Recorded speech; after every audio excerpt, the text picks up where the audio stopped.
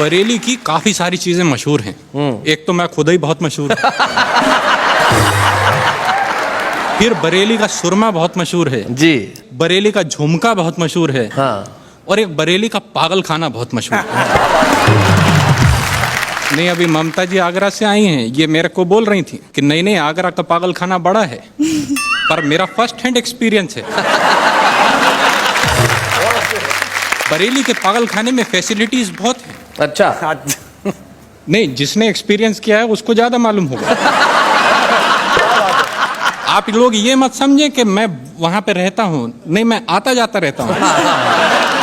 मेरा एक फ्रेंड है वहाँ। तो एक दिन मैं उससे मिलने गया तो मैंने देखा वो अंदर पागल खाने में एक लेक है, उसके अंदर दही डाल रहा था। अच्छा। मैंने कहा क्या कर रहा है? कहता देखते नहीं लस्सी बना रहा हूँ। मैंने कहा इसीलिए लोग तुझे पागल बोलते हैं, इतनी सारी लस्सी तेरा बाप पिएगा?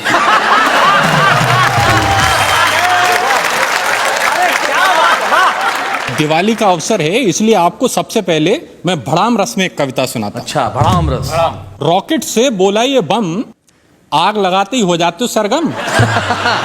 एक बार ट्राई करो, लीक से हटो, हाँ। कभी तो मर्दों की चौराट जोर से फटो। हाँ। रॉकेट बोला ये तेरे पिछले कर्मों की सजा है। अच्छा। कि भाड़ से फट जाता है भैया, फटने से कहीं ज्यादा मजा उड़ने में आता है। इस डिस्कशन में पकड़ा जोर, ढेर सारे पटाखे इकट्ठे हो गए चारों ओर। बम बोला मेरी आवाज से जग हिलता है, रॉकेट ने कहा मेरी आभा से नभ खिलता है। इतने में ही एक फुलझड़ी आई, उसने दोनों की पूंछ में आग लगाई। 2 पल में सारा डिस्कशन सिमट गया। एक बेचारा हवा में उड़ गया, दूसरा वहीं पड़ा पड़ा फट गया। और इस कांड का सार क्या है?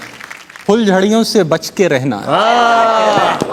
फुलझड़ियों से बच के रहना, ये ऐन वक्त पे दगा देती हैं। कभी तो बम में लगा देती हैं आग, कभी रॉकेट से हवा में उड़ा देती। क्या बात है, वाह वाह वाह वाह वाह, बहुत अच्छे।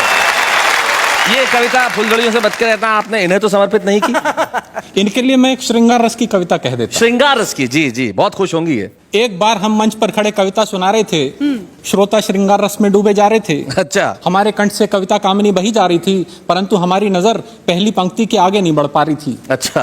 क्योंकि पहली पंक्ति में बैठी एक बाला बार बार हमें देखकर मुस्कुरा रही थी। आय हाय, आय हाय। और लगातार अपनी सैंडल सहला रही थी।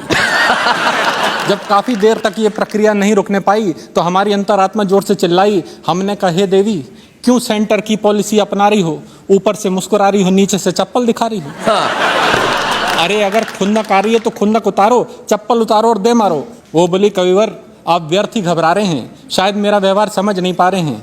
आपके श्रृंगार रस में गोते लगा रही हूँ, इसलिए बार बार मुस्कुरा रही हूँ। और मेरे पति कहीं गोते ना लगाने लगे, इसलिए ये सैंडल सहला रही हूँ। पसंद आई आपको? हाँ हाँ, बहुत अच्छी है। दूसरी वाली आपको नहीं समर्पित करूंगा। नहीं कीजिए, नहीं, बड़ी मैंने स्पोर्टिंग है। आप पहले सुन लीजिए, उसके बाद कहिएगा आपको चाहिए समर्पण कि नहीं चाहिए। एक बार हास्य कवि सम्मेलन में जब हमने श्रृंगार की कविता सुनाई तो एक कवित्री हमारे पास आई, बोली जब कविता लिखनी नहीं आती है तो क्यों कविता पे जुल्म ढाते हो? हाँ। मेरी चोटी को भैंस की पूंछ बताते हो। और ये कविता तुमने किस मुहूर्त में रची है? मेरी उपमा देने को भैंसी बची है। मैंने कहा देवी जी, मुझे अभी अभी आपके दिमाग में बसी गलत फहमी दिखी है। मैडम ये कविता मैंने आप पे नहीं भैंस पे लिखी है।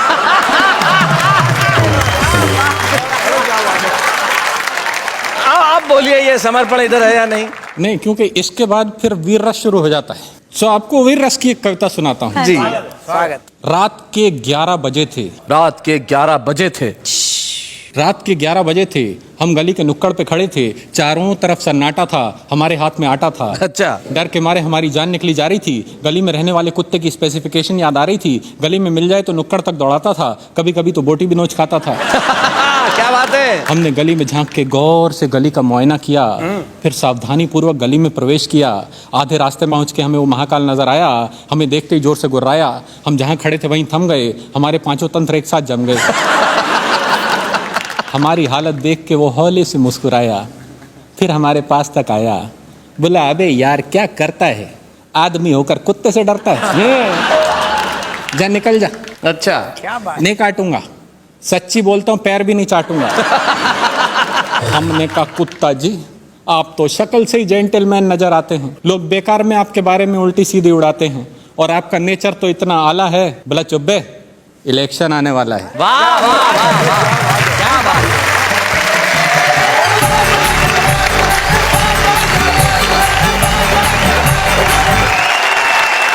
बहुत बढ़िया, बहुत बढ़िया, बहुत बढ़िया भाई तुक जी, आपने कमाल कर दिया। आपकी कविताओं में सिर्फ हास्य नहीं था, व्यंग्य की धार भी थी, और आपने जिस सहज ढंग से कविताओं को सुनाया, और सबसे बड़ी चीज जो बरेली वाला भाषा का टच था।